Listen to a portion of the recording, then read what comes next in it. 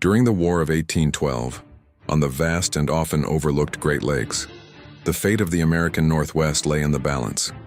The British controlled Lake Erie, and their presence there allowed them to resupply their Native American allies and threaten American settlements. The young American Navy, under the command of 28-year-old Master Commandant Oliver Hazard Perry, was tasked with a seemingly impossible mission: build a fleet from scratch and challenge the experienced British naval force. Perry's men, a ragtag mix of sailors, soldiers, and frontiersmen, worked tirelessly in the remote outpost of Erie, Pennsylvania. They felled trees to build ships, forged iron for cannons, and trained relentlessly. By the summer of 1813, they had created a small fleet, the centerpiece of which was Perry's flagship, the USS Lawrence. The British, under Commander Robert Harriet Barclay, were well aware of Perry's efforts but underestimated the Americans' determination. On September 10, 1813, the two fleets met in a fierce engagement known as the Battle of Lake Erie. The British had 6 ships and the Americans had 9, but the British ships were better armed and their crews more experienced. The battle began with a brutal exchange of cannon fire.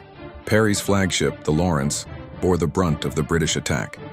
Its rigging was shot away, its masts were shattered, and its deck was a scene of carnage.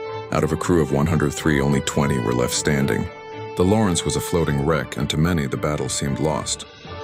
But Perry, seeing his new flagship, the USS Niagara, nearby, made a bold and desperate decision. He ordered his men to lower a small rowboat. With his brother and a few other survivors, he rowed under heavy fire from the British ships to the Niagara. He clambered aboard, hoisted his flag, which famously read, "Don't give up the ship," and took command. From the Niagara, Perry sailed back into the fray, breaking the British line and unleashing a devastating barrage of broadsides. The British flagship HMS Detroit was dismasted, and a domino effect of destruction followed. One by one, the British ships surrendered. The victory was total. After the battle, Perry sent a dispatch to General William Henry Harrison, a message that has since become legendary.